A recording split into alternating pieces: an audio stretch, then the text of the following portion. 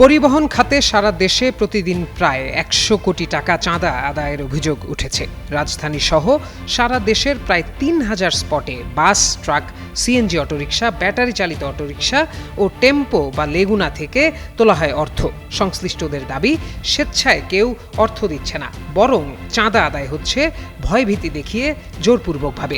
এক্ষেত্রে মালিক সমিতি, শ্রমিক সংগঠন, রাজনৈতিক নেতাকর্মী এবং আইনশৃঙ্খলা বাহিনীর কিছু সদস্যের সংশ্লিষ্টতার অভিযোগ রয়েছে।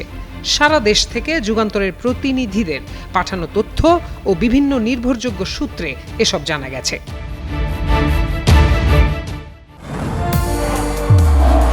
নির্মাণে নাম্বার 1 শাহ সিমেন্ট।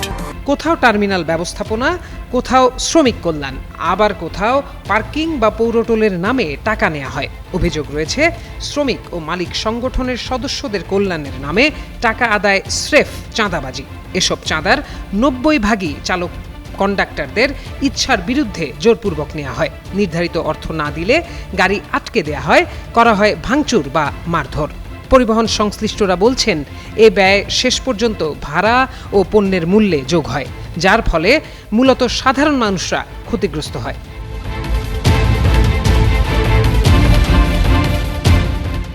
যাত্রী কল্যাণ সমিতির তথ্য অনুযায়ী রাজধানীতে চলাচলকারী বাসগুলো থেকে প্রতিদিন গড়ে ৬৪ লাখ টাকা, সিএনজি থেকে গড়ে ২৭ লাখ টাকা, ব্যাটারি চালিত রিকশা থেকে ১৫ কোটি টাকা, রাজধানীর বাইরের ব্যাটারি চালিত রিকশা থেকে ৪০ কোটি টাকা, ট্রাক থেকে ৪০ কোটি টাকা, দূরপাল্লার বাস থেকে ৩ কোটি টাকা এবং টেম্পো বা লেগুনা থেকে প্রতিদিন গড়ে ৬৪ লাখ টাকা চাঁদা আদায় করা হয়।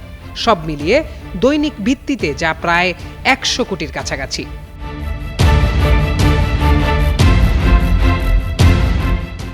বাংলাদেশ যাত্রী কল্যাণ সমিতির মহাসচিব মোহাম্মদ মোজাম্মেল হক চৌধুরী যুগান্তরকে জানান, সড়ক পরিবহন মালিক সমিতি ও শ্রমিক সংগঠনের নামে বেনামে চাঁদা আদায় করা হচ্ছে। পাশাপাশি হাইওয়ে পুলিশ, ট্রাফিক পুলিশ, থানা পুলিশ এবং গোয়েন্দা সংস্থার সদস্যরাও এসব চাঁদাবাজির সঙ্গে জড়িত।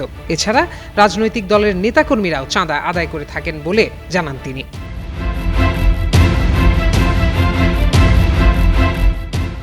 এ প্রসঙ্গে জানতে চাইলে সড়ক পরিবহন, সেতু, রেল ও নৌ পরিবহন মন্ত্রী শেখ রবিউল আলম শনিবার যুগান্তরকে জানান, চাঁদাবাজি নেই এ কথা তিনি বলেননি, বরং স্বেচ্ছায় দিলে চাঁদা এবং জোরপূর্বক হলে চাঁদাবাজি এ কথা উল্লেখ করেন তিনি। চাঁদাবাজিকে সমর্থন করেন না জানিয়ে তিনি বলেন, চাঁদাবাজির বিষয়ে পুলিশ বা স্বরাষ্ট্র মন্ত্রণালয় ব্যবস্থা নেবে, তবে সড়ক পরিবহন, সেতু ও রেলপথ মন্ত্রণালয়ের অধীনে এই ব্যাপারে ব্যবস্থা নেওয়ার সুযোগ নেই।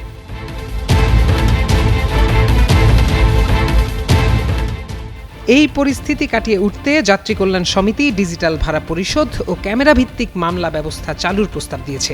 তাদের দাবি, এতে নগদ লেনদেন কমবে এবং নিয়ন্ত্রণে আসবে চাঁদাবাজি। প্রত্যয় দাস, যুগান্তর নিউজ।